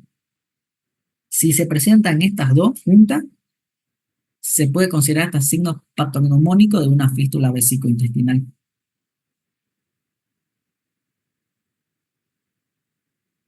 Ya, después tenemos el pH. El pH normal es entre 4,6 a 8. Este pH puede ser modificado hasta por la dieta.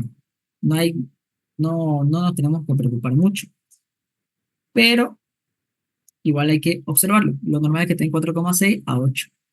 Se encuentra aumentado por la dieta o cuando el paciente come muchos vegetales y lácteos, leche, yogur, etcétera, etcétera.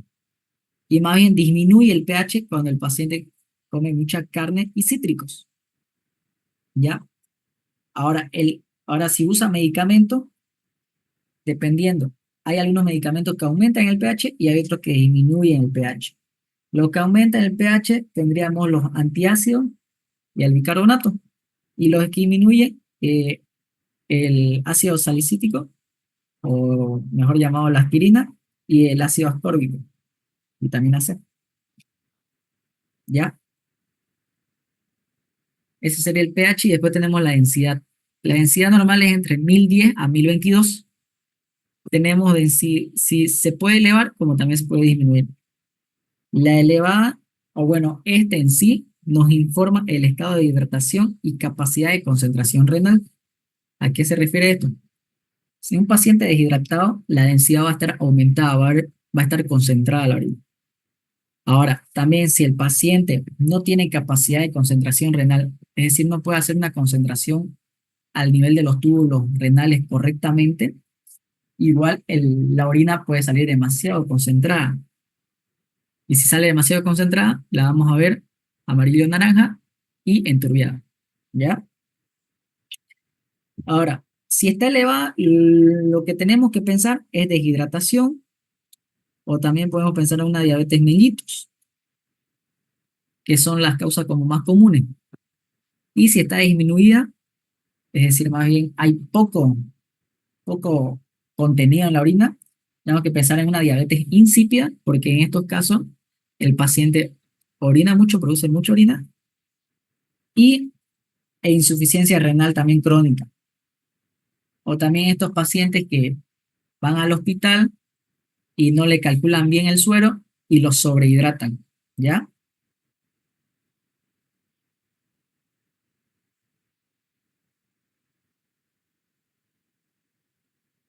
¿Entendido hasta aquí? Creo que eso sería todo de características generales.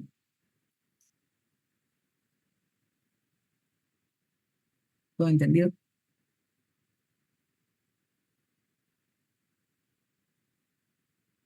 Ya. Sigamos.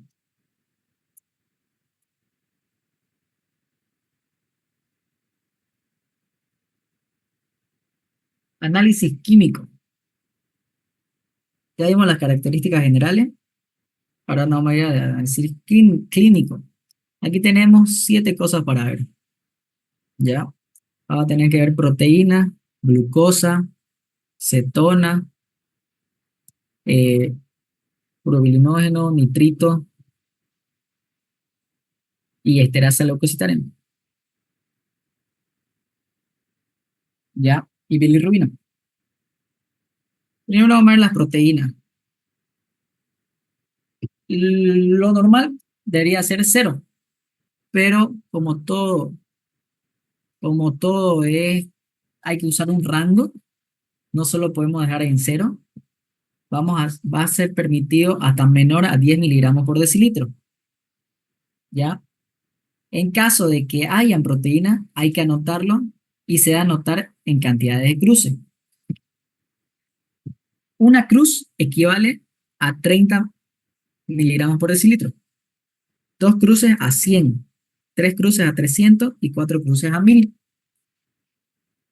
Para que se acuerden, la primera es 30 y la tercera es 300. Le aumentan un 0 más. Mientras que la segunda es 100 y la cuarta es 1000. Le aumentan otro 0. Cuando el paciente está perdiendo proteína, tenemos que pensar primeramente en un síndrome nefrótico. Es lo más común en lo que se pierde harta proteína.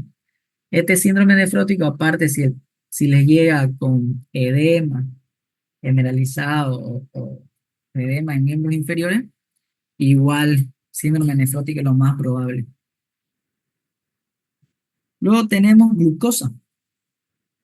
La glucosa es negativa, pero igual como siempre necesitamos usar un rango, se puede permitir hasta 30 miligramos por decilitro, menor a 30 miligramos por decilitro, ¿ya? Y lo podemos ver positivo o mayor a esto en una insuficiencia renal o diabetes mellitus descompensada. ¿Por qué? Porque En una diabetes mellitus descompensada, por ejemplo, el paciente tiene 500 de glucosa. No, pues sí o sí va a pasar, digamos, el riñón ya no es capaz de poder filtrar toda esa glucosa, así que va a eliminarlo y por eso va a haber presencia de glucosa en orina, glucosuria. Pasa el umbral de glucosa, más de 180. Después una insuficiencia renal es porque, como su nombre indica, es insuficiente, no puede filtrar correctamente y sale toda la glucosa. ¿Ya? Y un síndrome de Cushing se caracteriza también por tener glucosa elevada. Después tenemos cetona. La cetona, ¿qué eran las cetonas? Son los metabolitos de la grasa. Cuando se descompone la grasa, lo que suelta son las cetonas. Estas cetonas tienen que estar negativo o en el caso de que no esté negativo, máximo, hasta 5 miligramos por decilitro. ¿Ya? Ahora, esta cetona no solo se va a presentar en diabetes mellitus. ¿Y por qué en diabetes mellitus? Digamos, porque en diabetes mellitus, como no se puede usar la glucosa, el cuerpo usa las grasas. Al usar la grasa, suelta estos cuerpos cetogénicos y entre ellos está la cetona. Y esta cetona es la que se filtra y por eso en un paciente diabético, peor si es descompensado, va a haber presencia de cetonas en sangre, en orina, perdón. Ya, aparte igual podemos verlo en un ayuno prolongado, síndrome de Fanconi. El síndrome de Fanconi se caracteriza porque el riñón no puede filtrar, así que elimina todo. Y en infecciones que dañen al glomérulo, obviamente, ¿no? Después tenemos el urobilinógeno. Urobilinógeno. Negativo tiene que salir. En el caso de que no sale negativo, máximo hasta 1 miligramo por decilitro. Este urobilinógeno proviene o viene de la bilirrubina que es desconjugada y luego se une y se forma el urobilinógeno, que es el que se elimina por la orina. Porque también tenemos el que se elimina por las heces, que es el estercobilinógeno, ¿ya? Que ese es formado por bacterias. Este urobilinógeno también tiene que salir negativo, pero máximo hasta 1 miligramo por decilitro. Ahora, ¿qué nos puede indicar esto? Esterco, estercobilina se llama, perdón, el del intestino. Estercobilina, no estercobilina, no. Estercobilina. En cambio, este se llama urobilinógeno. Ya, este urobilinógeno, si aparece positivo en orina, tenemos que pensar en qué, en un daño hepático. ¿Por qué? Porque se está acumulando mucha bilirrubina y se está hasta eliminando por la orina. Este puede ser un indicador temprano de daño del parénquima hepático. Si lo vemos positivo, tenemos que pensar en eso. También podemos pensar en una anemia hemolítica y una enfermedad hepatocelular. Bueno, una anemia hemolítica. ¿Por qué una anemia hemolítica?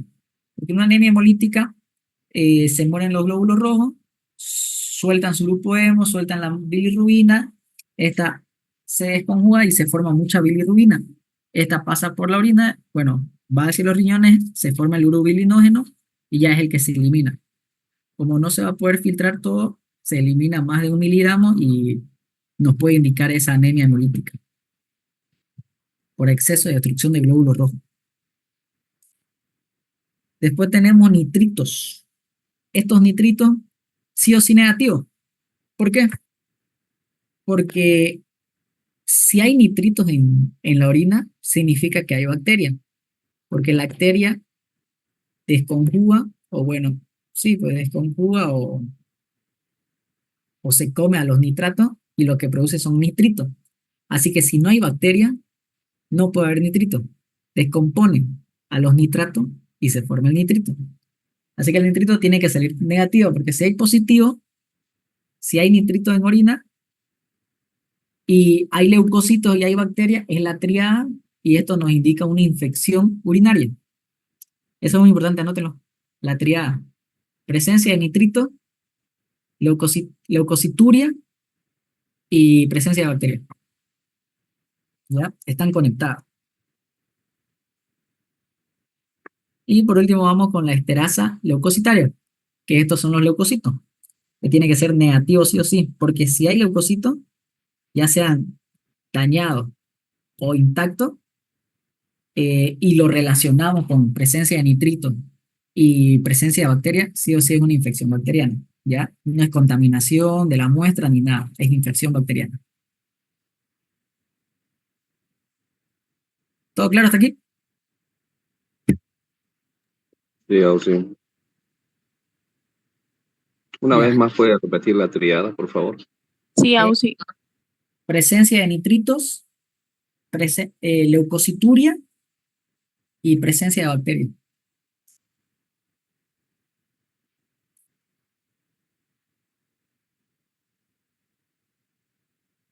Ya.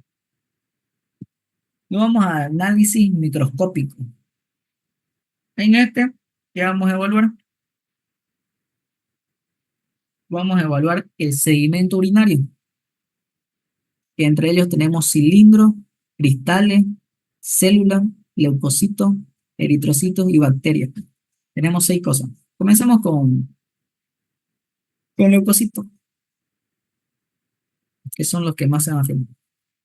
Estos entran dentro de la triada y nos puede indicar una infección. Aparte, nos puede indicar una piuria estéril, ¿ya? Y esta piuria estéril entra dentro de una triada que se llama la triada de Colombino. Esta triada de Colombino la pillamos o la hallamos en la tuberculosis urogenital. ¿Y qué es esta triada? Esta triada presenta orina ácida, pH disminuido, orina piúrica o piuria, presenta presencia de leucocitos, pero estéril, es decir, que no hay bacteria.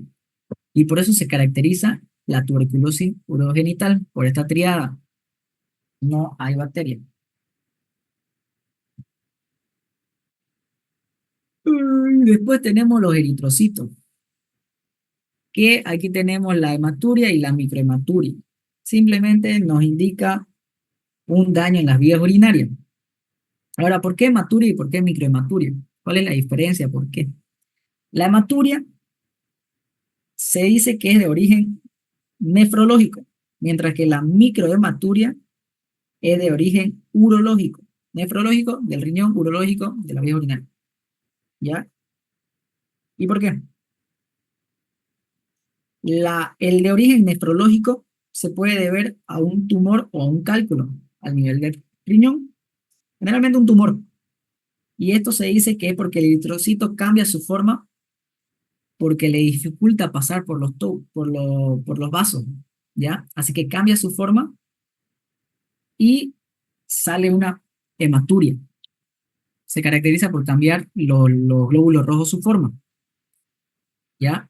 Esa es la hematuria de origen nefrológico. Ahora, la microhematuria, que es de origen urológico, simplemente es porque un cálculo cayó del riñón y va dañando el uréter o la vejiga y esto produce sangre. Estos glóbulos rojos no cambian su forma porque no les cuesta salir, simplemente salen y está la microhematuria. El eritrocito mantiene su forma original. Así que eritrocitos, si dicen hematuria, de origen nefrológico, microhematuria, de origen urológico.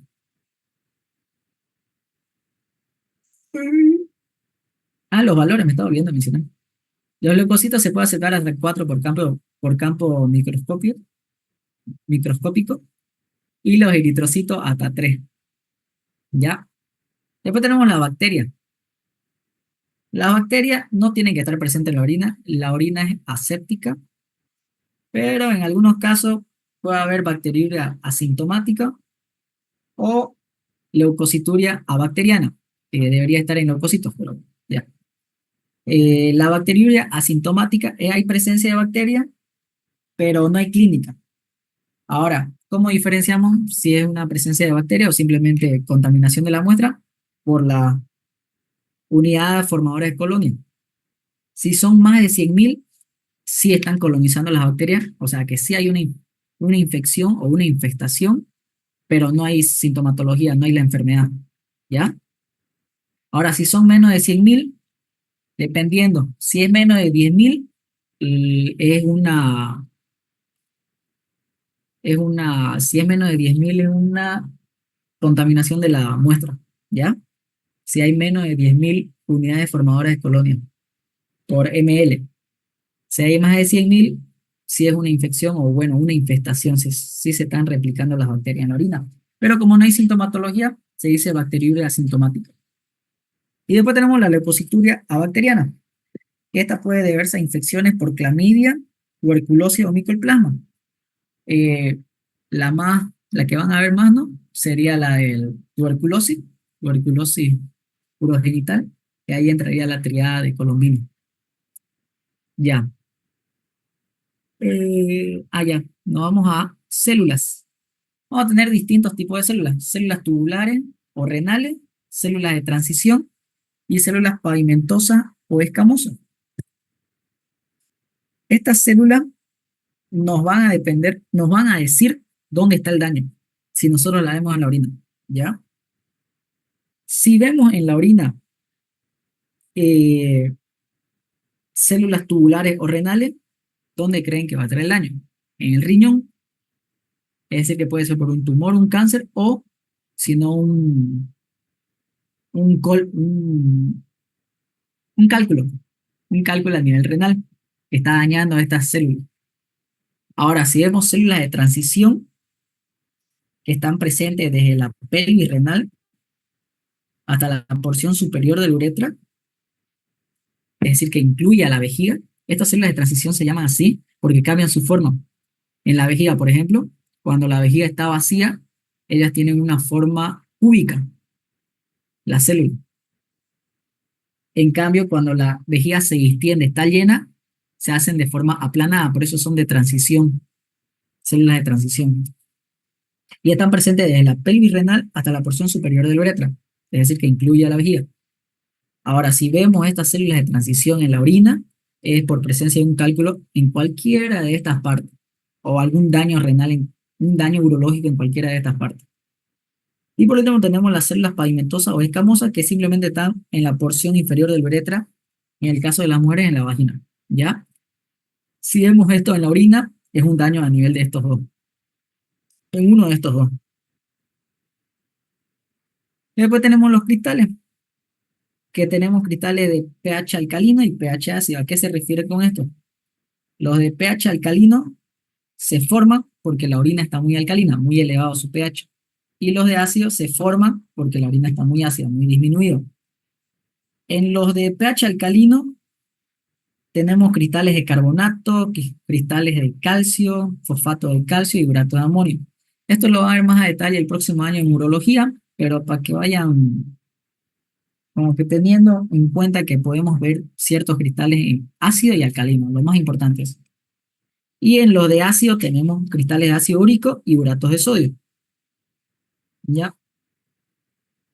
Y por último tenemos los cilindros, que simplemente son estructuras que se deben a la precipitación de la mucoproteína de Thom Fosfat. Thom Fosfat. Así se escribe. Vamos a escribir, para que lo noten bien. Aquí. Thom- Ya, ¿y qué es esta mucoproteína? Esta mucoproteína se encuentra a nivel renal. Es un mecanismo de defensa. ¿Y para qué? Este mecanismo de defensa sirve para que se adhieran las bacterias y evitan su proliferación, aparte que protege al riñón. Ahora, si estas mucoproteínas las encontramos, se va a acordar eso, ya si estas mucoproteínas las encontramos en la orina es porque hay un daño renal, se está dañando esta mucoproteína y lo más probable es que vaya a haber una sobreinfección bacteriana, una proliferación y lleve a una pielonefritis.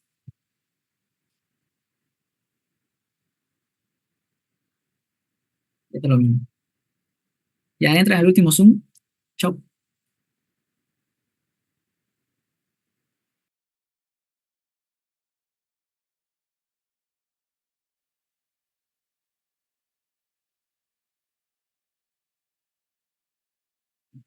Y ahora sí.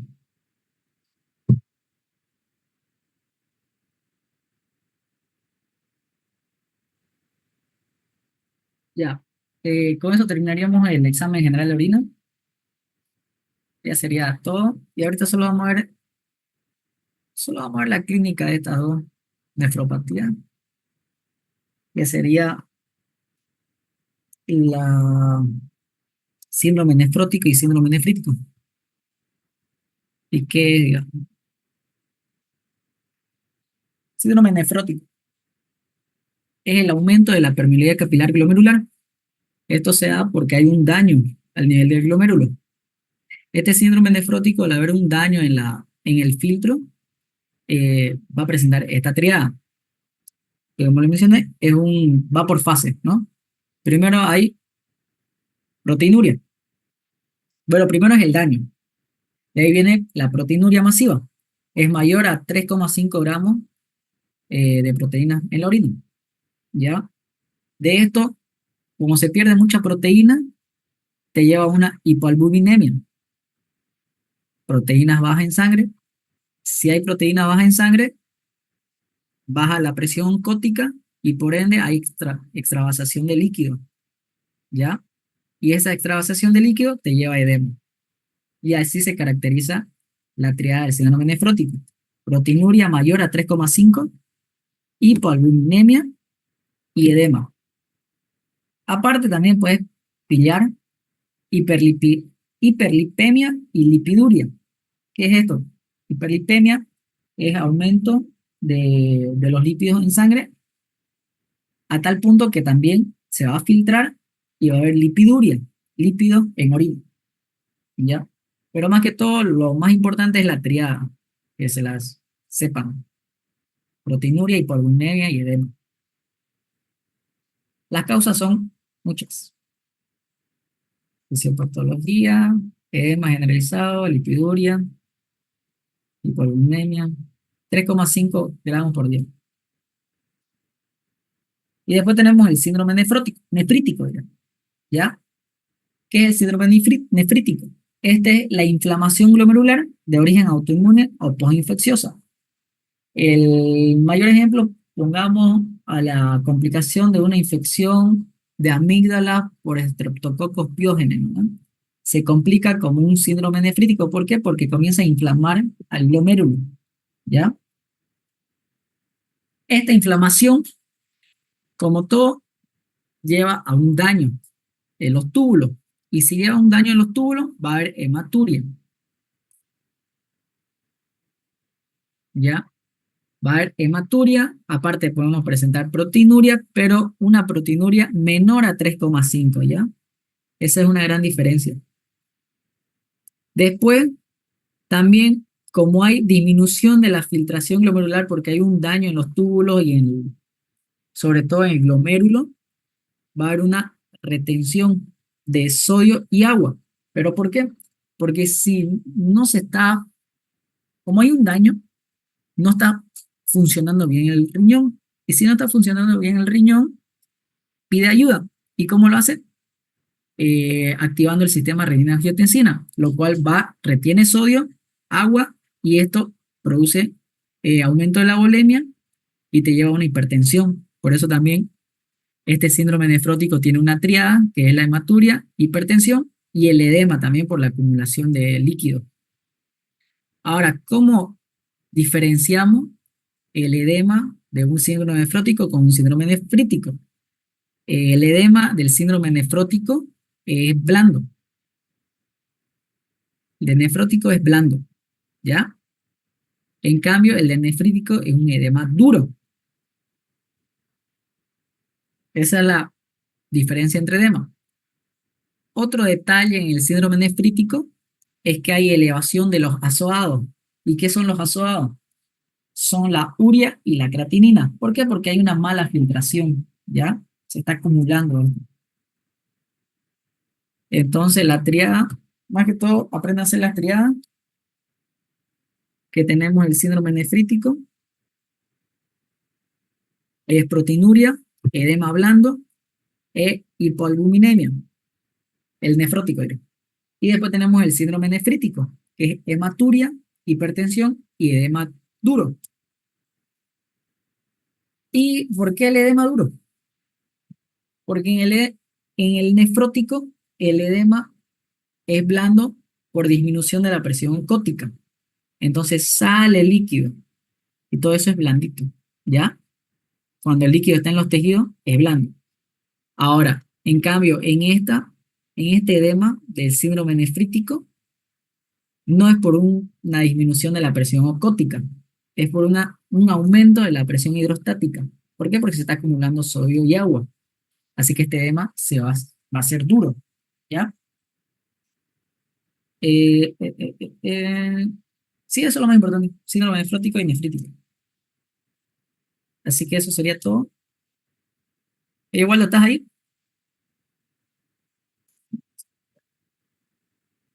Ya no está Waldo. Voy a suponer que ya sacó. No, espera, no se salgan. Voy a sacar foto.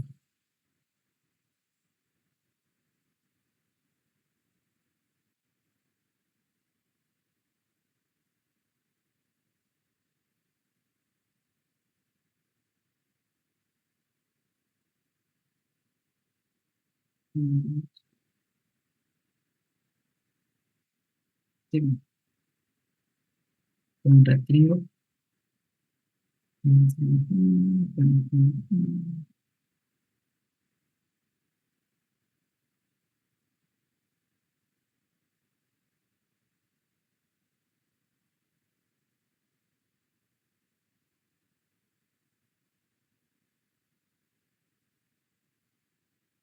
Ya. Ya eso sería todo en la clase presencial. Vamos a practicar el examen físico y ahí le voy a mencionar qué tenemos que anotar y todo eso. Y la próxima clase vamos a avanzar en neurología, si no me equivoco, y vamos a coordinar para ir al hospital, porque tienen que ir al hospital a hacer su historia clínica y ahí aprovechamos para dar examen de orina y el examen neurológico más que todo, ¿ya? Es que eso sería todo. Nos vemos, chao, chao. Que les haya Gracias, bien. sí, hasta luego, Gracias, gracias. sí. Gracias, Chao. Auxi. Ya, chao, chao.